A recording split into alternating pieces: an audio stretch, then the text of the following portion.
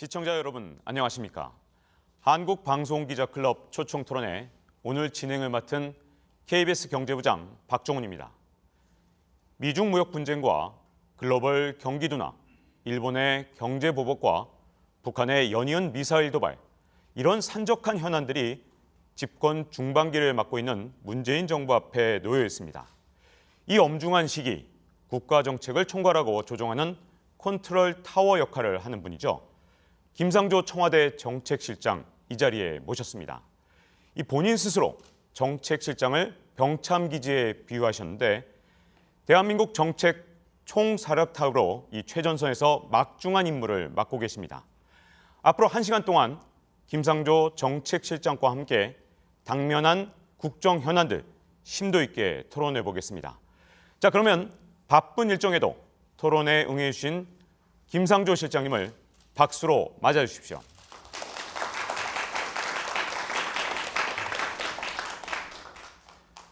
네, 오늘 토론은 한국방송기자클럽 회원사 KBS, MBC, SBS, CBS, YTN, MBN이 주최하고 공동으로 중계를 하고 있습니다.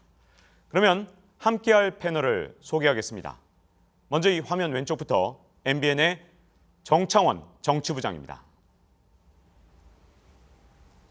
YTN 임승환 경제부장입니다.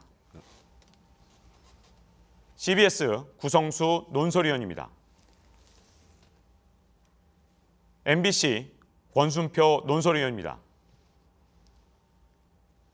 SBS 박진호 산업 IT 팀장입니다. 자, 이 국민들이 궁금해하시는 내용들이 정말 많을 것 같은데요. 이 패널분들 기탄 없이 질문을 해주시기 바랍니다. 본격적인 토론에 앞서서 먼저 이 김상조 정책실장의 모두 발언부터 먼저 들어볼까 하는데요. 시간은 1분 30초 이내로 부탁을 드리겠습니다. 자, 시작해 주시죠. 예, 최근 세계 경제와 한국 경제를 둘러싼 불확실성이 짙어지고 있습니다. 아마 국민 여러분들께서도 걱정이 많으실 텐데요. 저는 개인적으로 최근의 어떤 세계 경제 상황이 한 세기 전, 100년 전과 유사한 점이 많다라고 생각이 됩니다. 이른바 2차 산업혁명을 거치면서 중후장대한 공업의 기반이 마련되었고 그 과정에서 각국 간의 발전 속도가 다르다 보니까 글로벌 임밸런스, 국제적 불균형이 확대되면서 특히 세계 경제의 패권이 영국에서 미국으로 넘어가는 그런 과도기였습니다. 최근도 비슷한데요. 4차 산업혁명을 통해서 세계의 산업 지도가 바뀌고 있고 G2 간의 각축이 날로 심화되고 있습니다. 이러한 상황 속에서 우리의 어떤 국가 안보를 지키고 국민의 생명과 재산을 보호하는 정부의 어떤 역할이 더욱더 막중해졌다라고 생각을 합니다. 다만 한 가지 걱정되는 것은 한국이 과거에 놀라운 어떤 성장을 기록했지만 그 성공의 방식이 지금의 상황 속에서도 얼마나 유효한가라고 하는 것을 점검을 해보고 미래로 나아가는 그런 방향에 대해서 정부와 국민이 소통하고 그리고 고민을 같이 해야 될 부분이 많다라고 생각을 합니다. 이러한 점에서 정부는 정책 기조의 일관성을 유지하면서도 상황에 따라서 유연성을 조화시키는 그런 방향으로 최선의 노력을 다하도록 하겠습니다. 열심히 노력할 테니 잘 지켜봐 주시기를 부탁드리겠습니다. 이 시간을 딱 맞추셨는데요. 이 시작 전에 그렇지 않아도 시간과 관련해서 당부드릴 말씀이 있습니다. 오늘 주어진 시간이 많지 않기 때문에 질문이나 답변이 너무 길어지게 되면 준비한 내용, 정말 중요한 내용들이 많은데 이 내용들을 다 다룰 수 없을 수가 있습니다. 이 때문에 핵심만 간단 명료하게 해주시기를 김상조 실장님과 그리고 패널 분들께 꼭 유념해 주시기를 부탁드리겠습니다.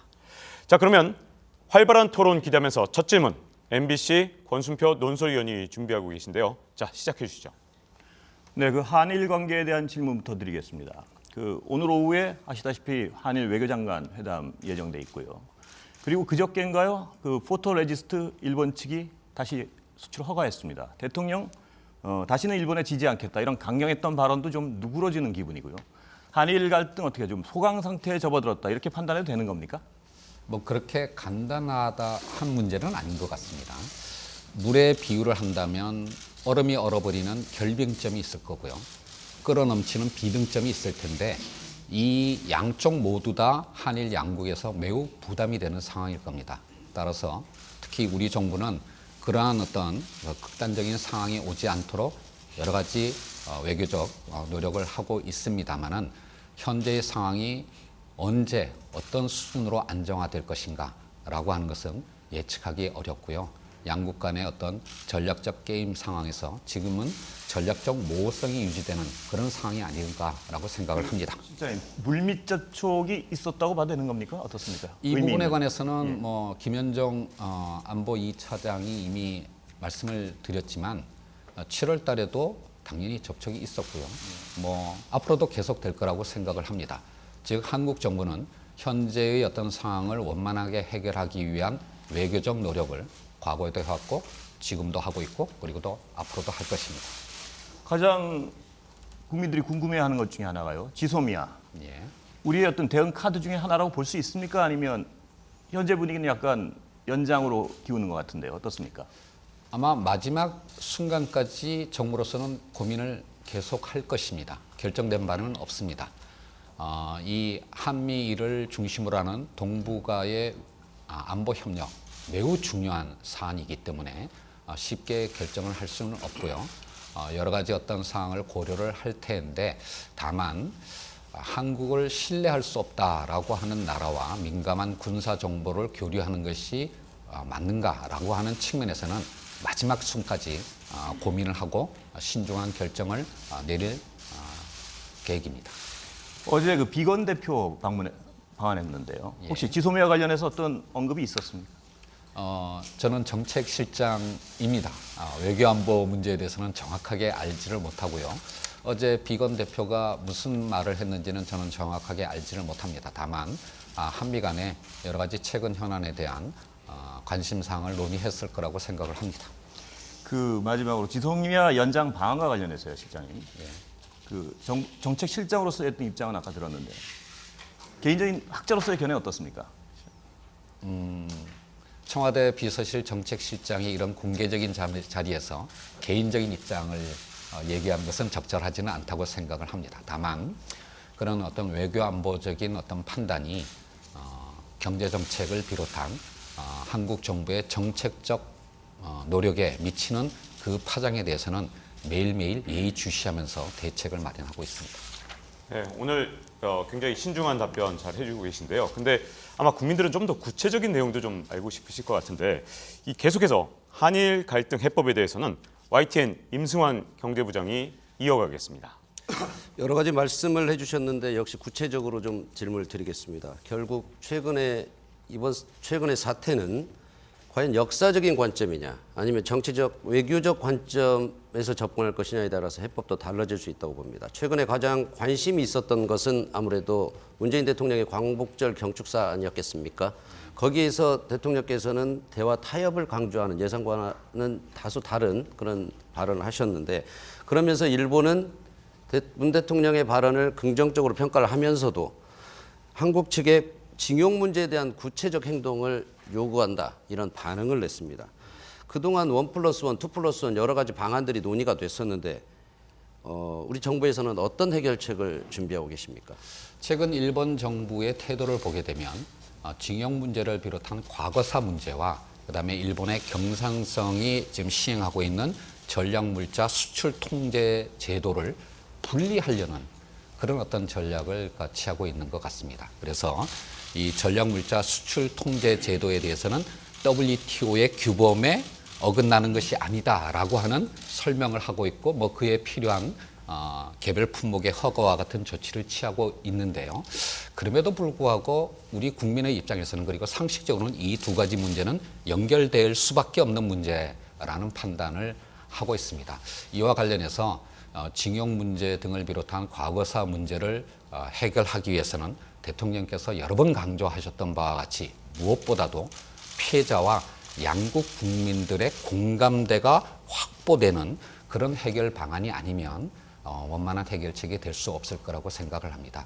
이러한 측면에서 한국 정부가 8개월간의 직간접적인 어떤 접촉을 통해서 1+1이라는 해결 방안을 제시를 했는데, 물론 그것이 한국 정부의 입장에서는 최선의 해결 방안이라고 생각을 하지만 유일한 해결 방안은 아닙니다. 양국 간의 어떤 외교적 대화를 통해 가지고 여러 가지 어떤 방안들을 테이블 위에 올려놓고 대화할, 해결할 그런 자세는 갖고 있다라고 생각합니다. 이 문제는 일본의 공이 넘어갔다라고 생각을 합니다. 좀 더 유연하게 대처하시겠다 이런 말씀 같고요.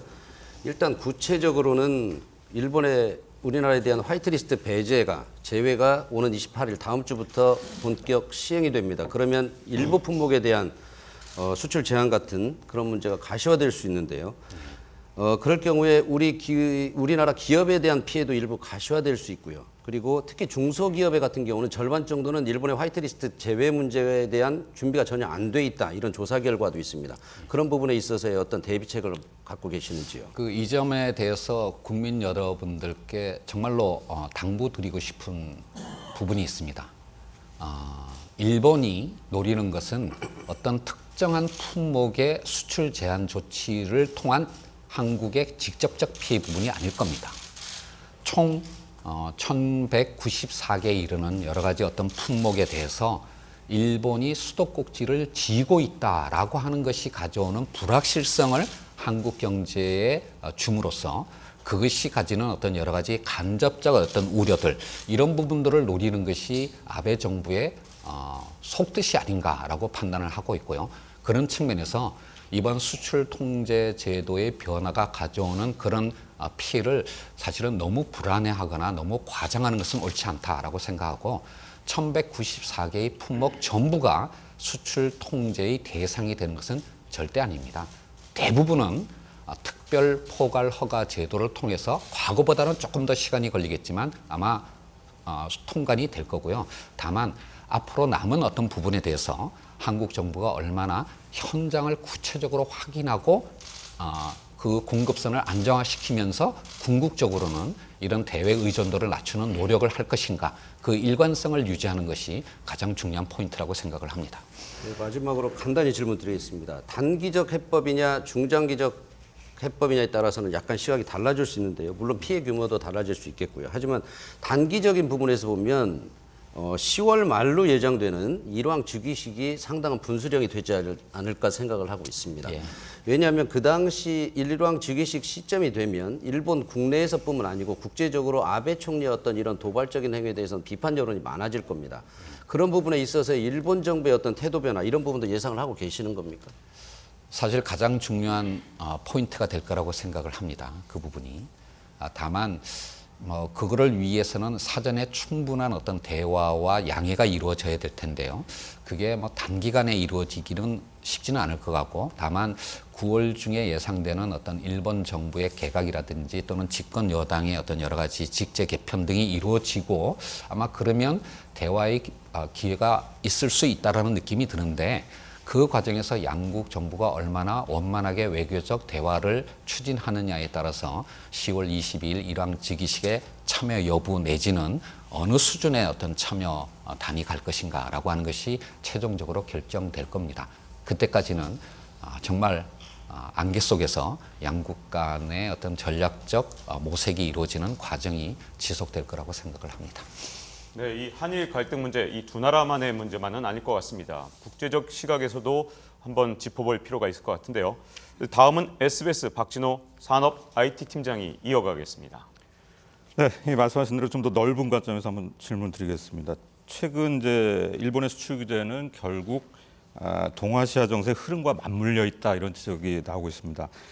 특히 미국이 중국의 부상을 견제하기 위해서 최근에 이제 인도 태평양 전략을 중심으로 한 사실상의 이제 봉쇄 라인을 구축하려는 의도를 내비치고 있는데, 이 한일 갈등 국면에서 미국이 예상보다 뚜렷한 입장을 보이지 않고 있는 것은 결국 이 한국이 이 대중 견제 라인에 합류해줬으면 좋겠다는 의사를 압박하는 것이 아니냐는 추측이 나오고 있는데, 청와대에서는 어떻게 보고 있습니까? 제가 아까 모두 발언에서도 말씀을 드렸다시피 21세기 초반의 지금 상황은 국제적 불균형이 누적돼 있고, 그것이 또 G2 간의 어떤 치킨 게임으로 비화되는 그런 상황에 있습니다. 이런 상황에서 미국은 말씀하신 바와 같이 인도 태평양 전략을 추구하고 있고 또 중국은 1대1로를 비롯한 사실은 양립하기 어려운 전략을 추구하고 있는 것이 사실입니다. 이러한 상황 속에서 한국 정부는 매우 신중하게 행보를 할 수밖에 없는데요. 다만 문재인 대통령의 이번 8.15 경축사에서도 제시된 바와 같이 이 시베리아에서부터 태평양에 이르는 그런 동아시아에서 교량 국가의 역할을 하는 것이 동북아의 평화와 번영에 중요한 기여가 될 수 있다는 측면에서 한국 정부는 신북방 전략과 신남방 전략을 통해서 이 G2의 전략에 균형되게 그렇게 대응하고자 하는 태도를 취하고 있습니다. 네. 그러한 노력이 아마 양국의 어떤 압력으로부터 한국이 어떤 신중한 어떤 태도를 보이는 기본적인 전략이 되지 않을까라고 생각을 합니다. 네, 실장님 말씀을 들어보면은 아직도 이제 우리 정부는 전략적 모호성 차원에서 이제 정책을 유지하고 있는 것으로 판단이 되는데, 이 최근에 김현종 이제 청와대 국가안보실 2차장이 이 미국에 대한 우리나라의 중재 요청서를 이제 부인하면서 우리가 뭐 글로벌 호구가 될 일이 있냐 뭐 이런 발언을 해서 상당히 주목을 끌었습니다. 그런데 이제 일본 언론들을 보면은 사실 이제 미국이 물밑에서 사실상 일본을 지지하고 있다는 보도도 나오고 있습니다. 그래서 이번 한일 그 수출 규제 사태에 대해서 미국의 진정한 입장이 뭔가 굉장히 이제 궁금한 부분인데요. 어떻게 보고 계십니까? 뭐 제가 교수 시절에도 그랬고 사실 정책 실장으로서도 주로 이제 정책과 관련된 일이 제 소관 업무입니다. 외교안보 쪽은 사실 제가 정확하게 잘 모르는 부분도 있고요. 그런데 외교안보 쪽의 어떤 일은 공개적으로 발표되거나 또는 언론에 보도된 것이 전부가 아니다라고 하는 것은 아마 여기 계신 분들이 너무나 잘 아실 거라고 생각을 합니다.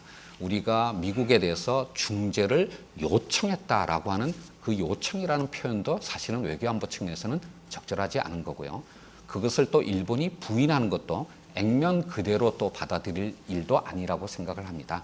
이 한미일 3국 간에는 지금도 사실은 긴밀한 어떤 대화의 채널이 열려 있다라고 보시면 될 것 같습니다. 네. 말씀 잘 들었는데 사실 이제 이 냉정한 국제 질서에서 보면은 뭔가 이제 오는 게 있어야 가는 게 있고 이런 식의 시각도 있을 수 있기 때문에 사실 이제 지금 적지 않은 관심을 끄는 것이 이제 미국이 바라고 있는 이 호르무즈 해협에 대한 이제 파병 문제인 것 같은데요. 여기에 대해서는 어떻게 보고 계십니까? 이 문제에 관해서 미국이 공식적으로 한국에 요청한 바는 없는 걸로 알고 있습니다. 물론 여러 가지 언론 보도가 있는 것은 사실입니다만은 이 문제에 대해서도 말씀하신 바와 같이 전략적 모호성 속에서 한국 정부는 신중한 판단을 할 것입니다만은 그 판단의 가장 중요한 기준은 미국의 요청에 우리가 끌려간다라고 하는 것이 아니라 한국의 국익을 위해서 우리 국민들의 재산과 생명을 보호하는 데 필요한 일이라면 할 수 있다. 우리의 주도적인 어떤 판단과 결정에 따라서 이 문제를 결정할 것이다 라고 하는 점입니다.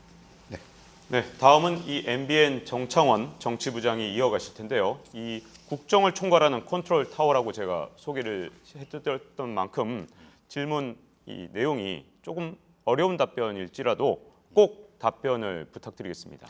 네. 네, 청와대 핵심 인사를 모셨으니까 온 국민들이 지금 가장 궁금해하는 조국 법무장관 후보자의 인사청문회 문제에 대해서 좀 여쭤보도록 하겠습니다.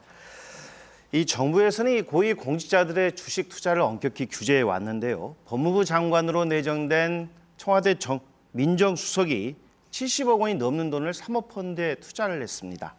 이것을 주식 투자로 봐야 할까요? 아닐까요? 만약 주식 투자가 아니라면 이런 식의 투자를 문재인 정부에서는 용인한다는 의미인지 궁금합니다. 예, 조국 후보자와 관련된 여러 가지 의혹은 제가 대신 설명할 수 있는 것은 아닌 것 같고요. 뭐 이것에 대해서는 결국 청문회가 빨리 열려서 후보자 스스로가 정확하게 소명하는 것이 필요하다고 생각을 합니다.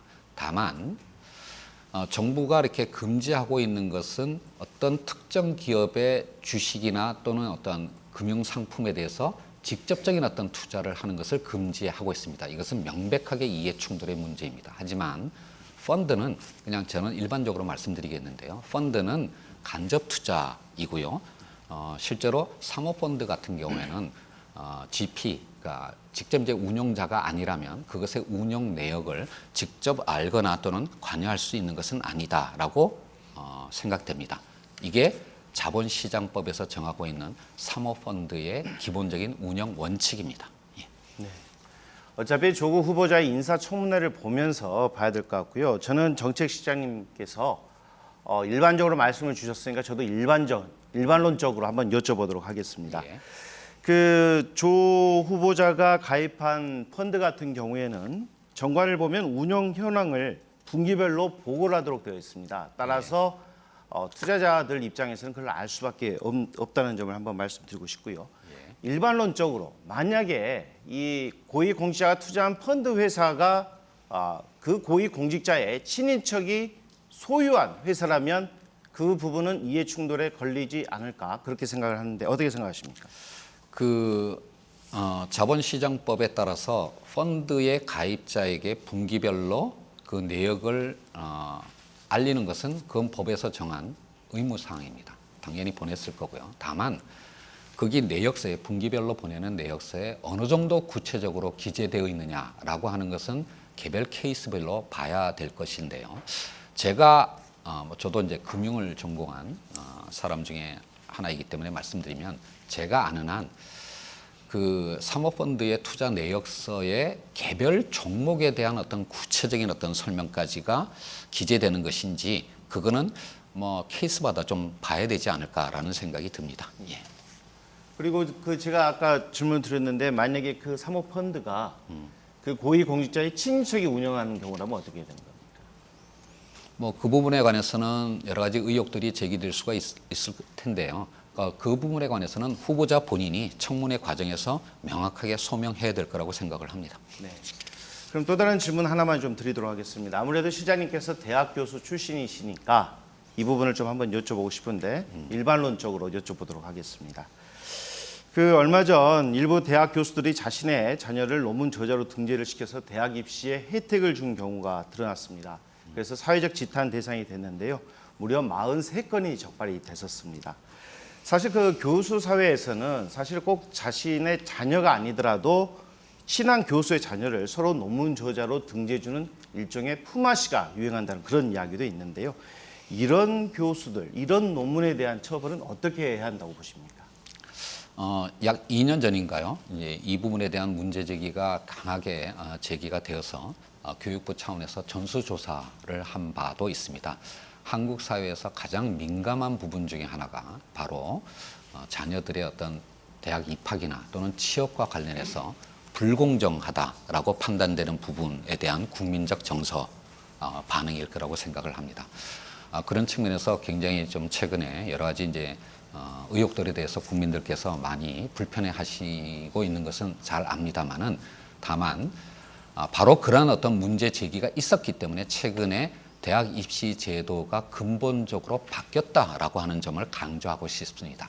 지금 이제 논란이 되는 그런 어떤 시점에서는 뭐 예를 들면 자기소개서나 또는 생활기록부에 그런 사항이 기재되는 것이 불법이 아니었고요. 또 어떤 의미에서는 또 뭐 권장되기도 하는 그런 어떤 상황이었는데 이것이 가져오는 여러 가지 불투명성의 문제 또는 이해 충돌의 문제 등이 제기되면서 최근에는 이런 것들이 다 금지되었습니다. 그리고 앞으로 이 교육부를 비롯한 정부 차원에서는 국민들이 가장 민감해하시고 염려하시는 바로 이런 부분에 관해서 더 이상 사회적 논란이 되지 않도록 대학 입시 제도의 어떤 투명성을 높이기 위한 그런 정책적 노력을 앞으로도 계속해 나갈 것입니다. 분명히 말씀드린 것은 지금은 그게 불가능하고요. 지금 한다면 불법입니다. 네, 다음은 이 CBS 구성수 논설위원 차례인데요. 아마 각오는 하고 나오셨겠지만 이번 차례는 바로 문재인 정부 핵심 과제였던 이 소주성, 소득주도 성장에 관련된 질문인데 각오하신 만큼 또 아마 질문도 날카롭게 아마 해주실 겁니다. 뭐 제가 답하기로는 가장 쉬운 부분이 아닐까라는 생각이 듭니다. 예, 알겠습니다. 예, 문재인 정부 들어서 다들 경제가 제일 큰 문제라고 보고 있습니다. 야권에서는 경제가 폭망했다 이런 그 말도 서슴없이 나오고 있고요. 최근 그 경영학자들의 절반 가량이 뭐 현 정부의 그 경제 정책에 대해서 낙제점인 F학점을 줬다 이런 그 한국 경영학회 설문조사 결과도 나왔습니다. 이에 대해서는 먼저 어떻게 보시는지 먼저 말씀 좀 해주십시오. 제가 여러 차례 이미 말씀을 드렸는데요. 동의하기가 어렵습니다. 사실 한국 경제의 성장 과정을 보게 되면 여러 가지 어떤 모델이 있을 수 있겠습니다만 가장 대표적인 것이 이른바 낙수효과 모델입니다. 우리 사회의 한정된 자원을 소수의 대기업에게 집중 투자함으로써 그것의 어떤 성장의 과실이 중소기업과 서민들에게 흘러넘치는 그런 어떤 성장 모델을 30-40년 동안 유지해왔습니다. 그리고 이런 낙수효과 성장 모델의 가장 성공적인 케이스가 한국입니다. 하지만 최근에 오게 되면 세계 경제 성장률도 낮아졌지만 세계 무역의 성장률은 그거보다도 더 낮아졌습니다. 굉장히 어려운 상황이 됐고요. 바로 이런 변화된 국제 경제 질서 하에서 우리가 미래의 어떤 성장 모델을 선택할 것이냐라고 하는 매우 어려운 어떤 문제에 봉착해 있다라고 할 수가 있겠습니다. 정부의 경제 정책이 모든 것이 다 잘하고 있다라고 주장하는 것은 아닙니다만은 비판을 하시는 것은 경청을 하겠으나 그 비판이 혹시 과거의 어떤 성장 모델로 되돌아가자라는 것이라면 그 부분에 관해서는 동의하기가 어렵다는 것입니다. 정부는 성과가 확인된 정책에 대해서는 더욱더 강화를 할 것이고요. 시장의 기대를 넘는 부분에 관해서는 여러 의견들을 들어서 보완해 나가는 노력을 하겠다라고 하는 것을 이미 여러 차례 말씀드린 바가 있습니다. 네, 그 낙수 효과가 좀 한계가 있다. 이런 말씀은 충분하게 많은 사람들이 이제 공감을 하는 그런 점입니다. 하지만 많은 경제 전문가들은 그 현 정부의 그 아마추어적인 그 정책 집행이 문제가 아니겠느냐 이런 지적을 많이 하고요. 특히 소득주도 성장 정책에 대해서 비판이 큽니다.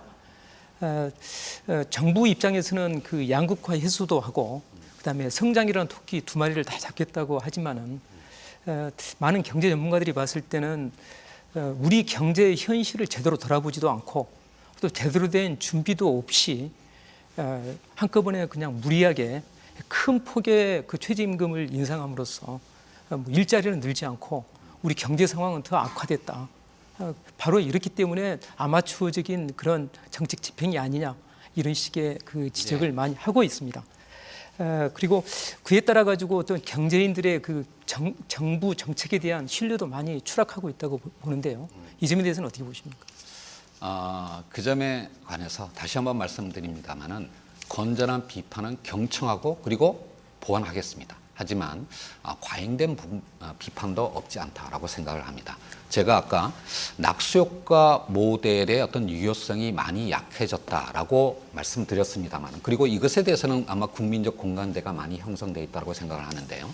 낙수효과가 이젠 사라졌으니까 그러면 소득주도 성장 정책적으로 모두가 옮겨간다. 정부의 어떤 정책적 기조는 그런 것이 아닙니다.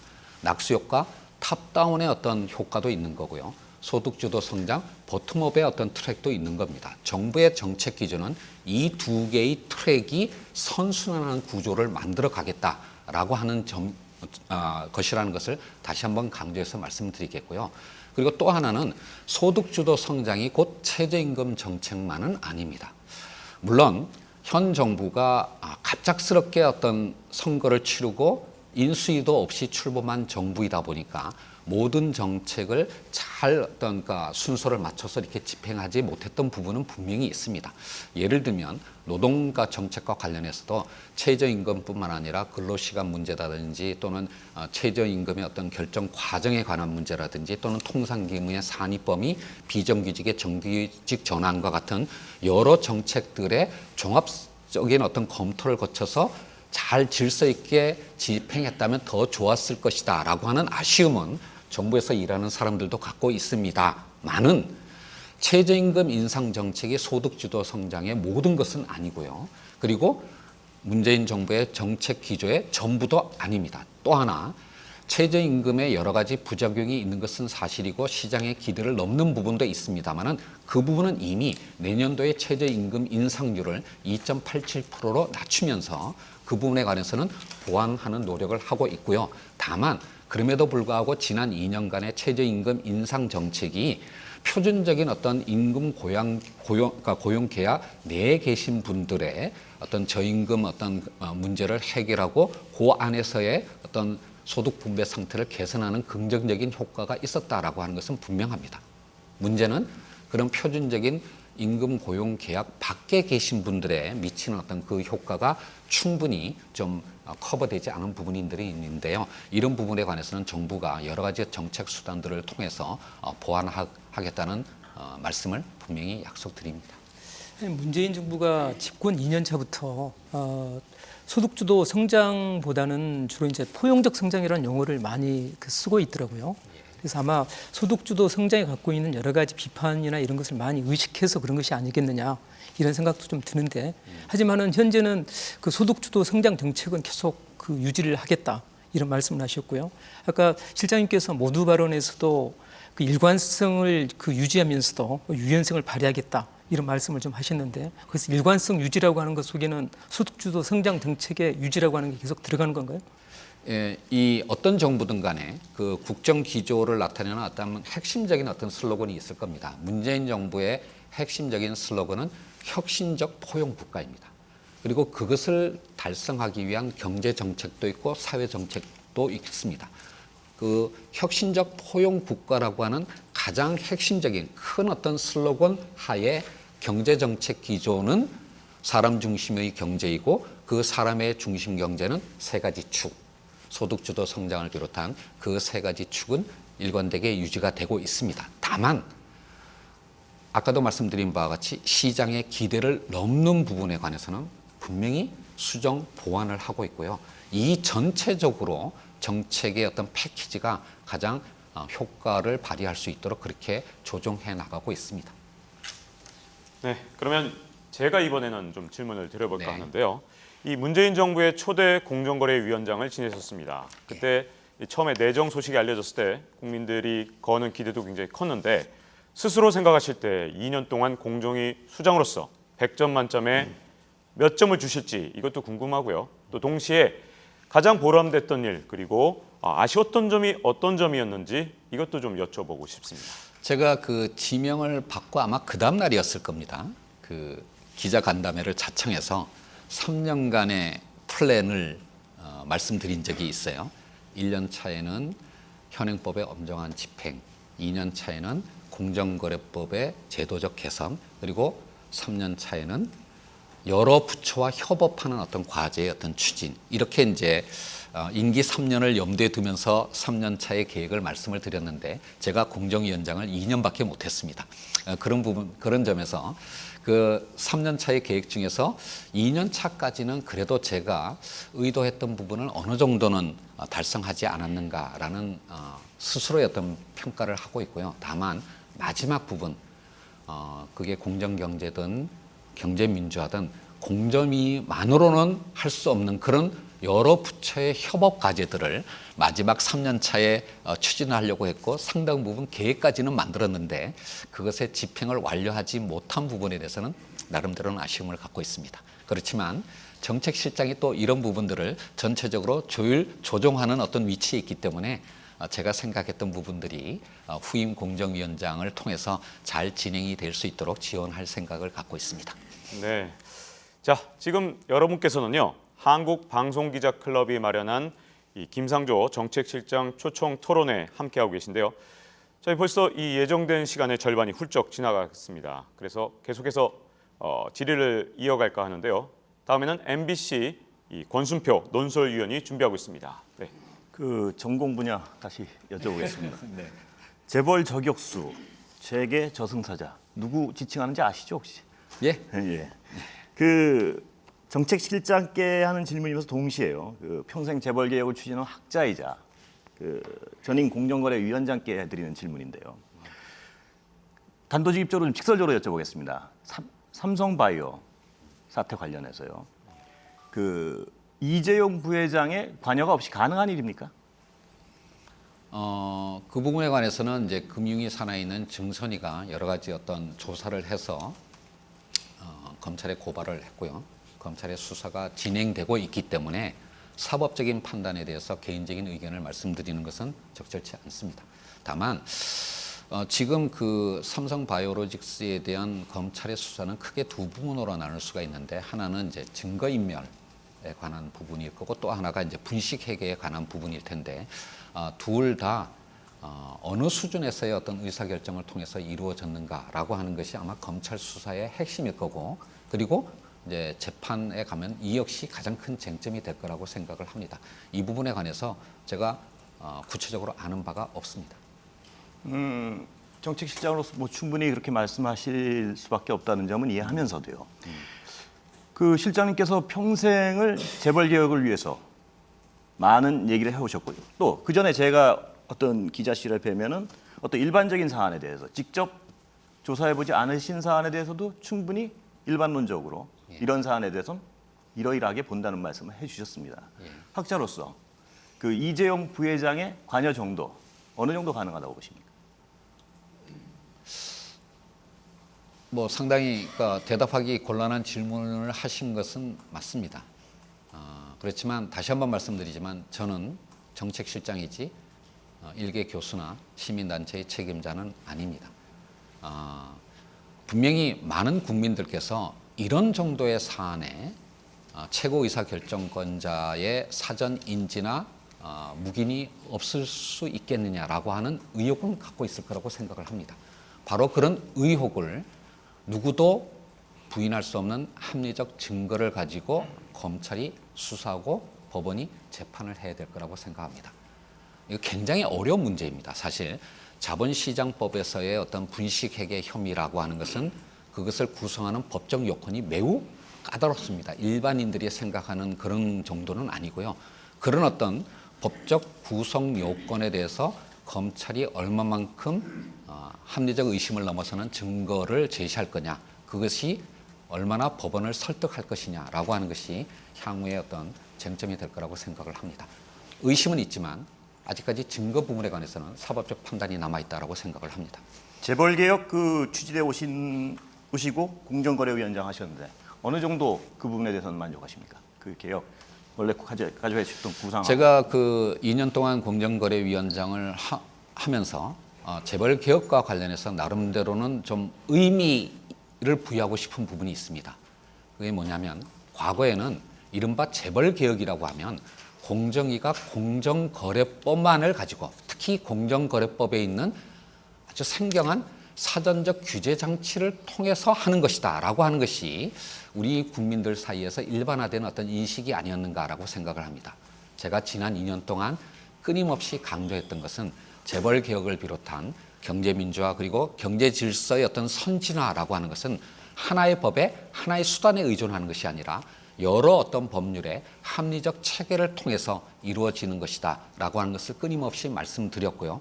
그런 부분에서 많은 국민들께서는 아직 느끼시질 못할지 모르지만 현 정부의 출범 이후 우리의 어떤 시장 질서와 기업의 어떤 분위기는 놀랍게 달라지고 있다라고 생각을 합니다. 이런 부분들이 궁극적으로는 우리 기업들의 투명성을 제고하고 경쟁력을 제고하는데 되돌아갈 수 없는 기초가 될 거라고 저는 확신합니다. 네, 다음은 MBN 정창원 정치부장이 받아주실 텐데요. 시행을 앞두고 지금 논란이 되고 있는 바로 민간택지 분양가 상한제 관련 질문이죠. 이 정부가 오는 10월부터 민간택지에도 분양가 상한제를 적용하기로 결정을 했습니다. 이 분양가 상한제가 적용이 된다면 사람들은 막대한 시세 차이, 이른바 로또 아파트를 청약하기 위해서 아예 아파트를 거래하지 않게 됩니다. 아파트 거래 시장을 붕괴를 시켜서 가격 안정을 꾀하는 것이 과연 정상이라고 보시는지 궁금합니다. 그 부동산 가격의 안정화는 우리 사회에서는 매우 중요한 과제입니다. 그런데 이 부분에 관해서 한 가지 좀 양해를 또 부탁드리고 싶은 부분이 뭐냐면, 부동산을 비롯한 자산 시장의 어떤 특성은 우리가 통상적으로 생각하는 경제학 교과서에 나오는 일반 상품의 수요 공급의 원리하고는 다릅니다. 일반 상품의 경우에는 그때그때의 수요 공급, 플로우로서의 어떤 수요 공급이 가장 중요한 영향을 미칠지 모르겠으나, 자산 시장은 이미 기존에 2천만 채에 이르는 주택이 있고 거기에 매년 추가되는 어떤 플로로서 추가되는 어떤 주택은 40만 채에서 가장 많았을 때가 60만 채입니다. 그래서 이런 스톡과 플로우의 어떤 큰 차이가 있고요. 그런 부분에서 장기적으로는 어떤 수요 공급의 어떤 원리가 부동산 가격의 안정에 가장 중요한 요소다라고 하는 것은 누구도 부인하지 못하지만 이런 단기적인 어떤 부동시장의 어떤 흐름에 관해서 정부가 아주 주의 깊은 전 정책을 해야 되는 것이 반드시 필요하다라는 겁니다. 이번 대책에서도 3기 신도시나 도심의 어떤 그 택지 개발을 통해서 30만 채의 주택을 신규로 공급한다는 그런 내용이 기본으로 전제가 되고 있고요. 그 상황 속에서 단기적인 어떤 부동산 시장의 불안정 심리를 자극할 수 있는 부분에 관해서 제도적 기반을 갖춘 것입니다. 근데 다만 이번에 민간 택지에 대한 분양가 상한제를 언제 어느 지역에 어떤 방식으로 할 거냐라고 하는 것은 아직 결정된 것은 아니고요. 이 이후에 당정 간의 어떤 협의나 정부 어떤 여러 부처 간의 협의를 통해서 신중하게 판단할 겁니다. 따라서 이번에 어떤 정부의 어떤 정책이 시장 경제의 어떤 원리를 부정하는 것은 아니고요. 다만 장기적인 수요 공급의 어떤 균형을 찾아가는 그런 과도기에서 불안정한 어떤 심리의 문제를 교정하기 위한 그런 정부의 핀포인트 정책 노력이라고 이해를 해주셨으면 좋겠습니다. 다소 고육지책이다라는 생각을 좀 피력을 해주신 것 같은데. 아니요, 저는 그렇게 말씀드린 적이 없습니다. 그렇습니까? 예. 알겠습니다. 자, 그렇다면 소비자의 입장에서 한번 생각을 해보겠습니다. 허름한 아파트에서 재건축이라든지 재개발해서 새 아파트에 살고 싶어서 수년간 기다려왔습니다. 그런데 갑자기 부담금을 확 늘리라고 하고 그리고 전혀 그냥 로또처럼 추첨을 해가지고 그 사람들에 대해서는 수억 원의 이익을 챙겨줍니다. 그것은 어떻게 바라봐야 될까요? 예, 다시 한번 말씀드리지만 기존의 어떤 스톡이 굉장히 많은 상황에서 그중에 극히 일부분에 불과한 신규 주택 공급이 이루어지는 과정에서 여러 가지 어떤 이해관계자들의 어떤 충돌이 분명히 있는 사안입니다. 그럼에도 불구하고 일부 국민들의 불만은 있으시겠으나 전체 어떤 시장의 안정화를 위한 정부의 정책적 노력이 없거나 또는 방치한다면 그것은 우리 국민 모두의 삶의 기반을 훼손하는 그런 어떤 큰 문제가 될 것입니다. 그러한 차원에서 고육지책이 아니라 정말로 신중한 기조 위에서 사실 이 이후에도 또 여러 가지 어떤 보완 대책을 저희들이 준비를 하고 있습니다만은 시장 상황을 면밀히 모니터링하면서 필요한 시점에 필요한 어떤 부분만 이렇게 시행하는 그런 신중한 태도를 유지하고 있다라고 말씀드리겠습니다. 한 가지만 더 여쭤보겠습니다. 이 가계부채가 걱정되는 건 제가 이해를 합니다만 아파트 대출을 모두 묶어놓다 보니까 정작 새로운 아파트가 있을 때 이 돈 있는 사람들만 계속 그런 아파트를 청약할 수가 있다. 그런 불만도 있습니다. 예. 그런 부분에 있어서 서민들에 대해서는 좀 금융 규제 같은 걸 좀 푸실 생각은 없는지 궁금합니다. 사실 이 부동산 대책을 부처 차원에서 이제 협의를 할 때 가장 고민되는 사항이 전국의 부동산 시장이 다 똑같은 흐름을 보이는 것은 아닙니다. 일부 지역, 특히 수도권에, 특히 서울에, 특히 강남에 이상 어떤 징후가 사실은 이미 나타났고요. 그것에 반해서 지방의 비수도권의 부동산 시장은 좀 걱정이 되는 상황인 것은 틀림없습니다. 그러한 차원에서 정부가 지금 준비를 하고 있는 것은 뭐냐면 이렇게 흐름이 엇갈리는 그런 어떤 지역 간의 문제를 어떻게 잘 조화시킬 거냐. 즉 부분적인 어떤 과열 상태를 진정시키면서도 전체적인 어떤 시장의 흐름을 안정적으로 유지하기 위한 그런 방안에 관해서도 사실 저희들이 협의를 하고 준비를 하고 있습니다. 네, 지금 여러분께서는 한국방송기자클럽이 마련한 이 김상조 정책실장 초청 토론회를 함께하고 계신데요. KBS, MBC, SBS, CBS, YTN, MBN이 주최하고 공동으로 중계하고 있습니다. 자, 이제 시간이 좀 많이 남지 않았기 때문에 질문하신 그 내용을 하나로만 좀 요약을 해주시고요. 이번에는 SBS 박진호 팀장이 이어가 주시죠. 네. 지금 글로벌 경제 상황을 보면은 이 정부도 통제할 수 없는 그런 아주 돌발 변수들이 많이 겹쳐서 나타나는 상황이라서 사실 김상조 실장께서 굉장히 어려운 시기에 중책을 맡고 있다는 점을 부인하기가 어려울 것 같습니다. 미국에서 12년 만에 장단기 금리 역전 현상이 나타났고요. 한국도 지금 격차가 좁혀진 상태입니다. 금융시장에서는 이제 리세션, 이 경기 침체, 이른바 그 아래 공포에 대한 우려가 나오고 있고 하반기 경제가 상당히 어려워질 수 있다는 예측이 많이 나오고 있습니다. 특히 구체적으로는 일각에서는 이제 저물가 속에 경기 침체가 계속되는 디플레이션 우려가 나오고 있는데요. 어떻게 생각하십니까? 예, 제가 모두 발언에서 지금의 국제 경제 상황이 한 세기 전과 20세기 초반과 비슷하다라는 말씀을 드렸습니다. 정말로 여러 가지 우려들이 있는데요. 근데 2008년에 어떤 글로벌 금융위기가 발생했을 때 그게 세계 대공황으로 비화되지 않은 것은 미국을 비롯한 주요국의 중앙은행들이 양적 완화를 통해서 돈을 상상도 할 수 없을 정도로 많이 풀었기 때문입니다. 그때와 비교하면 지금 주요국의 중앙은행들은 자산, 그러니까 이게 돈을 풀었다는 의미인데요. 그런 어떤 자산 보유액이 3배에서 5배까지 늘어났습니다. 이 중앙은행의 역사에서 이런 적이 없을 정도로 사실상 비정상적인 어떤 조치를 취해 왔는데요.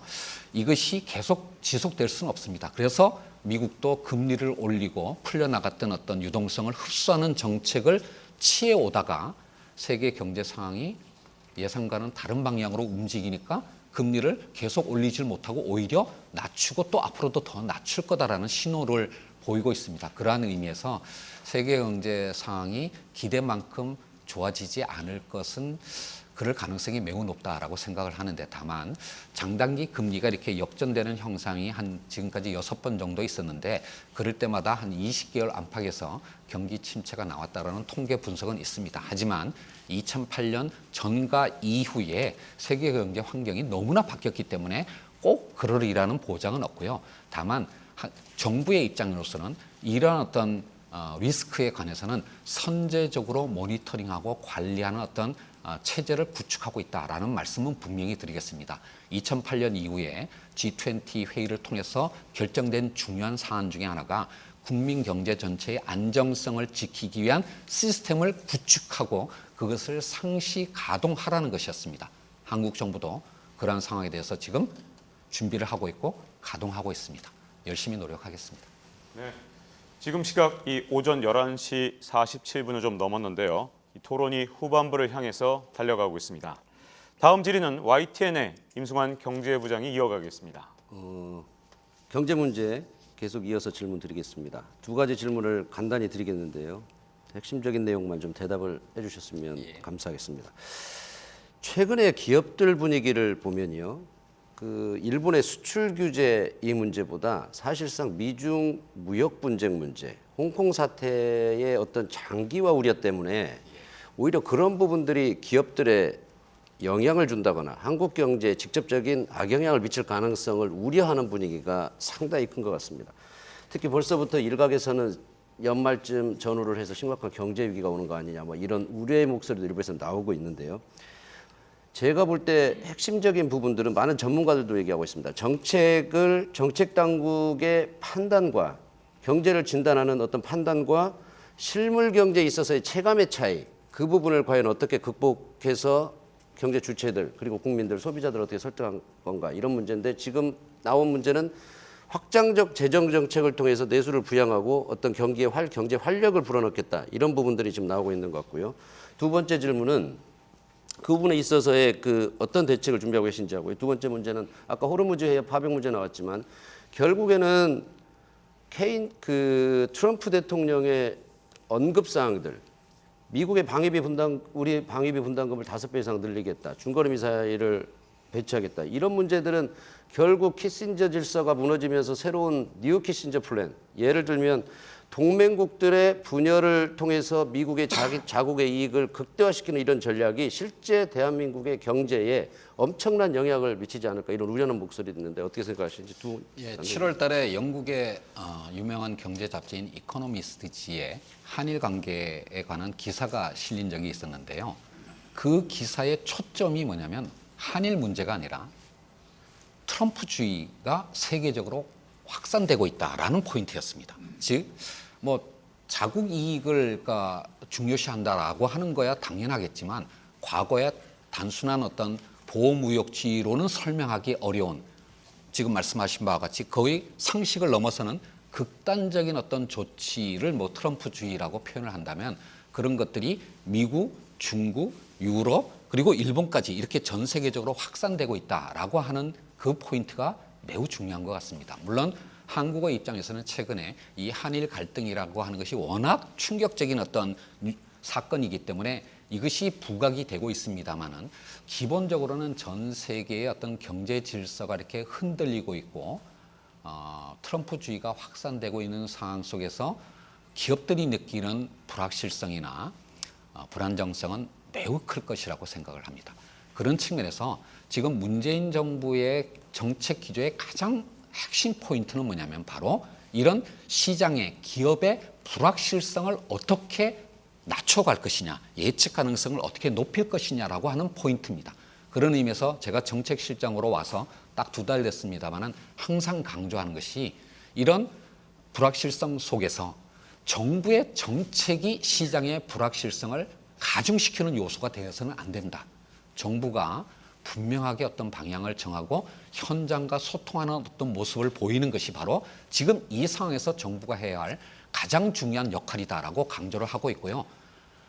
공무원들이 책상에서 서류상으로 만드는 어떤 정책이 아니라 현장에 가서 그걸 일일이 확인하고 소통하는 그런 어떤 방식의 실효성 있는 정책을 만들어 가고자 합니다.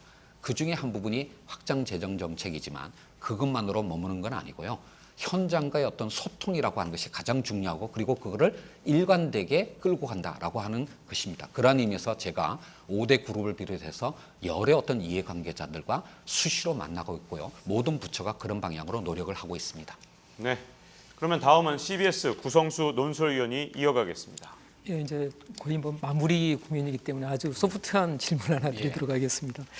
실장님께서 그 학계와 시민단체에 오랫동안 계시면서 정부에 대해서 굉장히 그 날카로운 그 날선 비판도 많이 하셨습니다.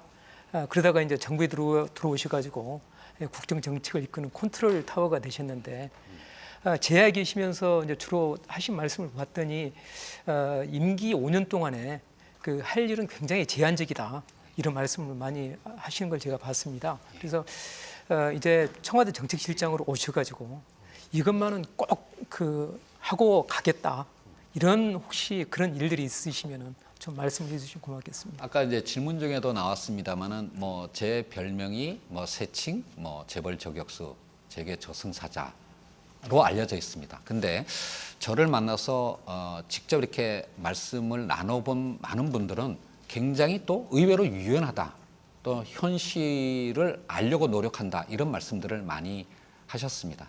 사실 재벌 저격수라고 하는 표현은 언론이 만들어낸 이미지라고 생각을 하고요. 저는 교수 시절부터 시민운동을 할 때부터 강조했던 것이 이제 우리 사회는 무엇을 할 것인가라고 하는 부분보다는 어떻게 할 것인가라고 하는 것에 더 많이 논의를 집중해야 된다라고 생각을 합니다. 우리 사회가 나가야 할 방향에 대해서는 많은 분들이 의견이 다를 수가 있습니다. 소통이 필요합니다. 그렇지만 진짜 이 상황 속에서 하나의 어떤 수단을 가지고 개혁을 완수한다라는 식의 30년의 어떤 접근 방법으로는 오히려 문제를 더 키우고 그리고 실패할 수밖에 없다라고 저는 생각을 하고 있고요.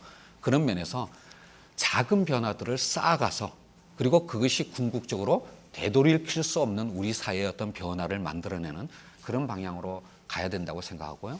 공정거래위원장으로 일을 할 때나 또는 지금 정책실장으로 일을 할 때 바로 그런 어떤 자세로 일관되게 예측 가능성을 높이면서 정부의 어떤 정책을 시행함으로써 시장과 국민의 이해도를 높이는 그런 어떤 방향으로 노력하고자 합니다. 다시 한번 말씀드리지만 저는 무엇을 할 것인가라고 하는 점보다는 어떻게 할 것인가라고 하는 것에 주안점을 둘 것이고요. 기본은 뭐냐면 소통이라고 생각을 합니다. 네, 이 어느덧 마칠 시간이 거의 다 됐는데요. 김상조 정책실장님, 이 미처 아직 다 못한 얘기, 아쉬운 얘기가 있거나 아니면 국민들에게 꼭 말씀드려야 될 그런 얘기가 있다면 마무리 발언으로 한 1분 30초 정도 정리할 수 있는 시간을 드리도록 하겠습니다. 마무리 발언으로 1분 30초나 주셨네요. 제가 이미 1시간의 토론 과정에서 누차 말씀을 드렸습니다마는 지금 세계 경제와 한국 경제가 굉장히 어려운 환경에 처해 있는 것은 분명합니다. 사실 작년 말까지만 하더라도 올해 하반기 정도가 되면 경기가 저점을 찍고 좀 회복되지 않을까라고 생각을 했습니다. 저뿐만이 아니라 세계의 모든 연구기관과 기업들에서 다 그렇게 예측을 했는데요. 지금은 모든 나라에서 모든 기관들이 다 성장률 전망치를 낮추고 그것도 급격하게 낮추고 있는 상황으로 들어왔습니다. 굉장히 어렵습니다. 다시 한번 말씀드리지만 정부가 모든 것을 잘하고 있다라고 강변하는 것은 아닙니다. 국민들께서 주시는 비판의 말씀은 경청하고 보완해 나가도록 하겠습니다. 하지만 정부가 노력하고 있는 것을 인정을 해 주시고요. 지금 이러한 어려운 상황 속에서 우리가 의견을 모을 때 그럴 때만이 우리의 이익을 지킬 수 있다라고 하는 것을 좀 양해를 해 주시기를 다시 한번 부탁 말씀드리겠습니다. 최선을 다해서 열심히 잘 하도록 하겠습니다. 감사합니다. 네, 한국방송기자클럽이 마련한 김상조 정책실장 초청 토론은 여기까지입니다. 이 다소 곤혹스러운 질문도 있었습니다만 시종일관 성의 있는 답변과 열띤 토론을 이어가 주신 김상조 실장님 감사드립니다. 또 패널 분들도 수고 많으셨고요. 시청해 주신 여러분 대단히 고맙습니다.